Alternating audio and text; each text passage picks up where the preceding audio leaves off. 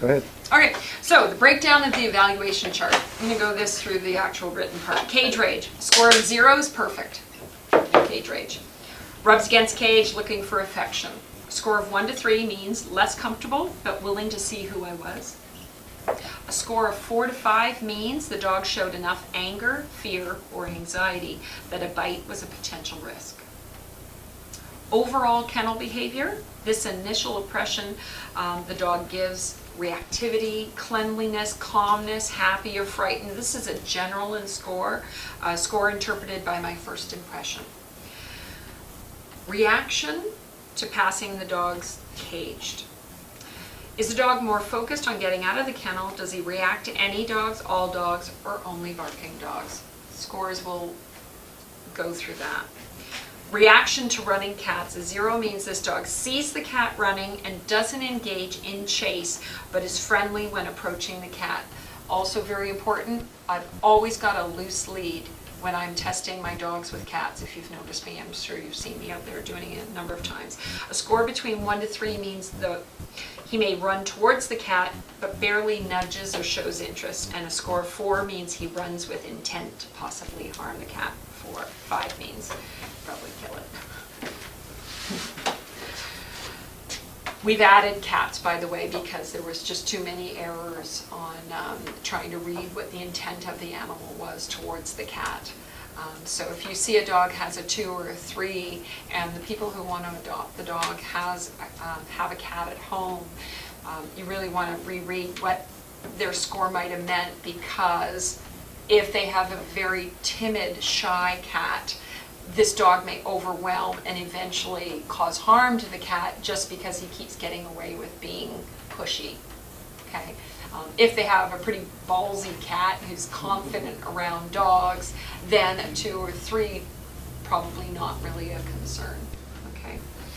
Leash etiquette indoors. His scoring begins the moment he is taken out of his kennel, and a wonderful loose lead will get a 0. Hardly ever see that.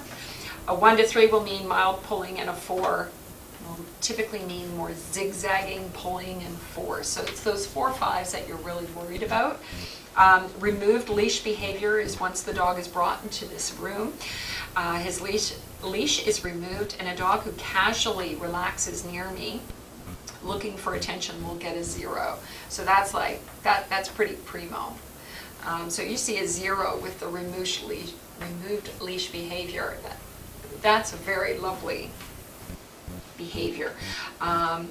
So a score between 1 and 4 means he enjoys his new freedom and investigates the room before coming back and getting some attention. A score of 5 means he's only interested in his freedom. Window watching or door sniffing. A lot of our huskies are going to be like that. You know, they just want out of here. And actually, there's a number of our dogs who they really want to stare out the window, and sadly, it's because they're still looking for their owner. Like, they're just so traumatized. So it's being able to read that subtle difference between I just want freedom versus where's my mommy and daddy. You know, and that's really a bit heartbreaking to watch here.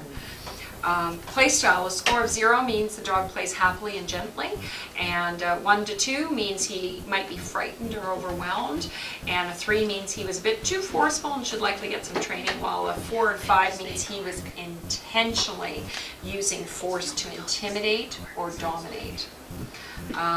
Collar grabbing, same thing. 0s, fully aware what I was going to do, happy and comfortable, and then it continually goes upwards. Yes, I took somebody. Looking at that dog, can I? Please, yes, Okay. take it. Separation anxiety. I leave the dogs in here unattended, not when there's cats in here. And 0, he relaxes as I come back, no sign of upset or noise, obviously on the outside. 1 to 3 means he may howl, bark, or even scratch at the door. When I return, he's calm. And a 4 to 5 means he showed obvious signs of damage, anxiety, and both behaviorally and environmentally. So he may have destroyed something, stolen something, you know, that kind of thing. Every once in a while I get a good little chuckle, you know, the dog's walking along here and, you know, pulling stuff out of it. And this is why volunteers' stuff in here is not really safe. We've got things like toy guarding, food guarding, prey drive, all of these guarding type behaviors. And again, anything over a 3 is generally going to be of concern to you. Prey drive, we see it with noise and we see it with movement. The difficult part for me in the evaluation process was some of our dogs who are more experienced outdoors, like our northern dogs or our reserve dogs, are going to fool you on their prey drive. It's like, you've got to have a high prey drive, yet they're not falling for any of it. And the reason is, they know the difference between reality and a setup. Most of the dogs here will never be that. The average dog will fall for it. But it's our really experienced hunters that appear like, I'm totally cool, yeah, fine. Exactly who I was thinking, because I wasn't using real cats. I was only using what we had here. And I'm like, dang it all, I should have used a real cat with her. But so now I just use a cat for everybody, because it's like no sense. And since we had so many concerns with cats, I thought we had to do that. So prey drive, it's a big concern, because the intent is to kill. Right. Things like fear biter, hypersensitivity, irritability, again, goes up. The higher the number, the worse the behavior. Trainability, the number a beagle gets does not mean the same thing if a shepherd got the same number. So a beagle getting a 2, meaning fairly low, it's not going to be sitting there, what can I do for you, right? But a 2 for a beagle is kind of good. He's rather engaged. I mean, he definitely runs by his nose and he's constant sniffer and that, but he's nice dog engaged. If this was a normal beagle who really had low trainability, right? Clearly he's going to get like a 3 or a 4. He's not going to get a 5. He's not aggressive. He's not trying. It's not like I'm trying to make him do something and he says bugger off and mad at me. So a 5 generally will have some sort of aggression to it, where 3s and 4s simply mean no. A German Shepherd who gets a 2, really? A German Shepherd's trainability that's the same as a Beagle is a 4. So a German Shepherd would get a 4. Highly unlikely to get like a 2, meaning the same kind of dog. So don't be confused by the fact that 2 different breeds getting 2 different numbers are really about the same type of dog. Because a Beagle getting a 2 is different than a Shepherd getting a 2. Does that make sense? You have to know a little bit about your breeds, and I think most of you do. And you should be reading up. If you have anything to do with dogs and you have a passion for dogs, you should be reading up on breeds and getting an idea of what common traits and behaviors are, because we do see a lot of it, shepherds being our number 1 around here. We do see a lot of common shepherd traits.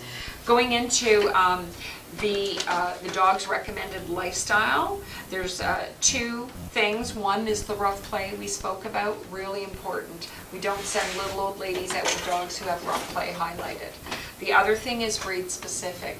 It's very important for certain breeds. You'll see it likely with things like Rottweilers and German Shepherds.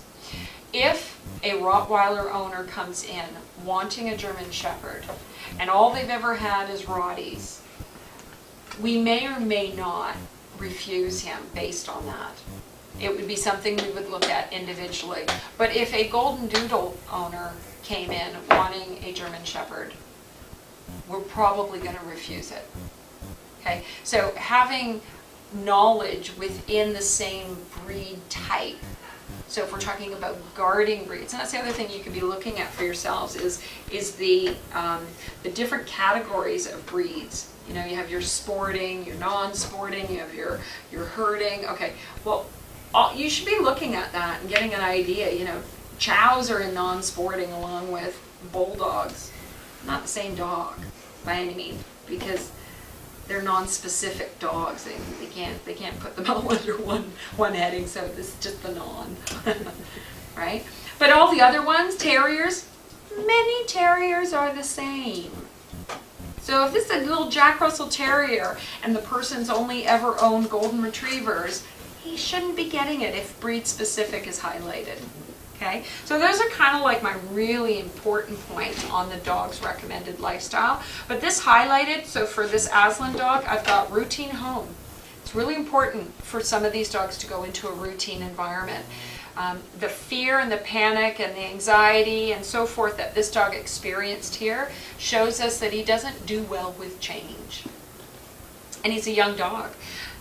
Oddly enough, affectionate's highlighted. It means he's physically affectionate. Physically affectionate. Okay, stability means this person has to be able to manage and handle the daily requirements falling under that routine. Gentle owner and still some training. And then the training that would be highlighted with this dog was obedience, guarding issues, food and toys, and aggression triggers, which is fear. So this particular dog actually has quite a bit of concerns, and he's really maybe a 6-month-old pup. He's coming out of his shell 3 weeks from now. We might almost have to look at this, and that's something that you, as the person who's doing more of the adoption, you're going to say, yeah, this dog's had amazing improvement. But when he goes to his new home, how much of a regression are we going to see? And do we say, oh, we can place this dog now in any home. He's just a normal puppy. All of this doesn't apply anymore. Or do we say, no, no, no. He's just used to the routine that goes on here and is thriving in it. And that's where we'll see Melissa not thriving in routine. Hates it here. We might have to, if it was ever on there, cross it off and go, oh, this is really starting to affect her. She likes her freedom. She likes her play. She likes to party. Okay. So this can all be continually answered if there's any questions down the road, more specifically, right? But I'm going to have all of this here for you to look at any time. We'll find a place to keep it, and it'll just maybe be the information based on the evaluation chart, so you can kind of go back and look at it for like a glossary. Okay? Mm-hmm. All right. Good. Thank you. I'm sure it was a lot, and that's it.